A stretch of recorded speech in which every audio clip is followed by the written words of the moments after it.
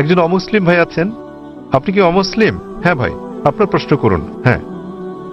আসসালামু আলাইকুম ভাই জাকির, এবং শুভ সন্ধ্যা আমার ইসলামী ভাইদের এবং অন্য ধর্মের ভাইদেরও। আমার নাম রামজি জায়রা আমান। আমি আমেরিকার একজন টেকনোলজিস্ট, সেখানে প্রায় ৩৫ বছর ধরে বাস করছি।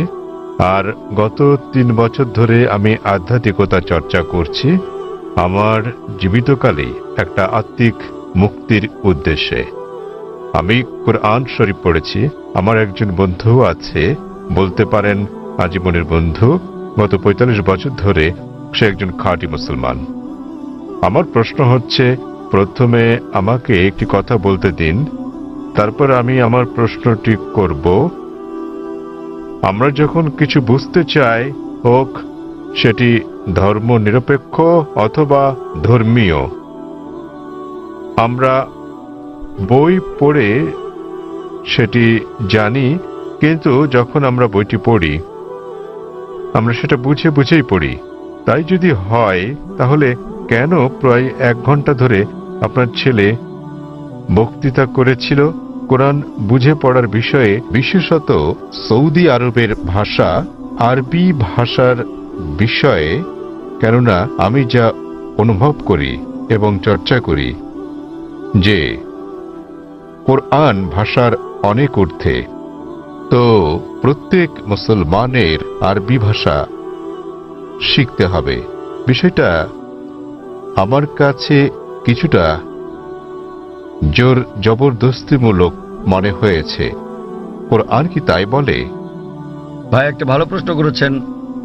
বললেন যে তিনি আধ্যাত্মিকতা শিখতে চান এবং তিনি কোরআন পড়েছেন, কিন্তু তিনি বুঝতে পারেননি যে কেন একটা বক্তৃতা যা ফারিক নায়েক করেছিল আমার ছেলে কোরআন বুঝে পড়ার জন্য আরবি ভাষা শেখার গুরুত্ব নিয়ে, আর এটা কেন আবশ্যিক। আপনি যদি আমার ছেলের পুরো আলোচনাটা শুনে থাকেন, সে কখনো এটা বলেনি যে প্রত্যেক মুসলমানের জন্য আরবি শেখা আবশ্যিক। সে কখনোই বলেনি। আরবি জানাটা বেহেশতে যাওয়ার জন্য পূর্ব শর্ত নয়, কারণ আমি নিজেও আরবি জানি না। আমি নিজেও আরবি একটা ভাষা হিসেবে শিখিনি, এদিক সেদিকে একটু একটু বুঝতে পারি। আমি আরবি ভাষা জানি না, কিন্তু আমার ছেলে জানে, মাশাআল্লাহ। সে আমার চেয়ে ভালো জানে। সে কোরআন সরাসরি অনুবাদ করতে পারে, আমি পারি না। কিন্তু তার আলোচনায় যদি আপনি শুনে থাকেন, সে বলেছিল যে যদি আপনি আরবি না জানেন, কমপক্ষে অনুবাদটা পড়েন। তো তার বক্তব্য ছিল কোরআন বুঝে পড়া উচিত। আর প্রশ্ন ছিল আল কোরআন কি বুঝে পড়া উচিত, হ্যাঁ অথবা না? আর উত্তর ছিল হ্যাঁ। সে বলেনি যে একজন মানুষের আরবি জানা আবশ্যক। সে বলেছিল আপনার কমপক্ষে অর্থ বুঝে পড়া উচিত কোরআন। আর কোরআন বুঝে পড়ার সবচেয়ে ভালো উপায় হচ্ছে আরবিকে ভাষা হিসেবে শেখা। আপনি যখনই কোনো বই অনুবাদ করেন, কোনো সাধারণ বই অনুবাদ করতে গেলে অনুবাদটা কখনো ১০০% সঠিক হবে না। এটা হতে পারে ৮০%, ৯০%, ৯৯%। ভাষাটা যত বেশি কঠিন হবে, যত বেশি বিশুদ্ধ হবে, অনুবাদ তত বেশি কঠিন হবে। কোরআন হচ্ছে পৃথিবীর সবচেয়ে অনুবাদ অযোগ্য বই। তাই কোরআনের অনুবাদ কখনোই কোরআনের অনুরূপ হবে না, কারণ আরবি ভাষাটা এতই শক্তিশালী, এতই বিশুদ্ধ। আর এছাড়া এটা সর্বশক্তিমান আল্লাহ সুবহানাহু ওয়া তাআলার বাণী। এই কারণেই সর্বোৎকৃষ্ট উপায় হচ্ছে আরবিকে ভাষা হিসেবে শেখা। দ্বিতীয়ত, আপনি যদি আরবি ভাষা না জানেন, তাহলে সে বলেছিল যে ভাষাটা ভালো জানেন সেই ভাষায় অনুবাদটা পড়েন। আপনি ইংরেজি জানলে ইংরেজিতে পড়ুন, তামিল জানলে তামিলে পড়ুন, হিন্দি জানলে হিন্দিতে, বাংলায় জানলে বাংলায় কোরআনের অনুবাদ পড়ুন।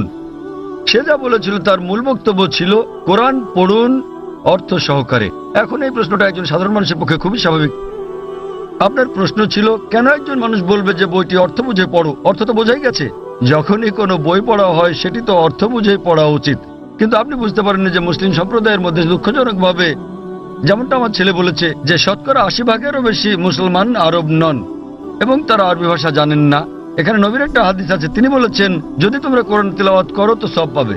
সেই কারণে বেশিরভাগ মুসলিম যখন কোরআন পড়ে তারা আরবিতেই পড়ে, কিন্তু তার অর্থটা বোঝে না। তাই এটা পৃথিবীর সবচেয়ে বেশিবার পড়া বই, কিন্তু একই সাথে অর্থ না বুঝে সবচেয়ে বেশিবার পড়া বই ওটি। তো আমার ছেলে বলেছিল আরবি অংশটা পড়ার পরে যা বেশিরভাগ অমুসলিমই বোঝেন না, অন্তত সেই অংশের অনুবাদটা পড়েন সেই ভাষায়, যে ভাষাটা আপনি ভালো বোঝেন।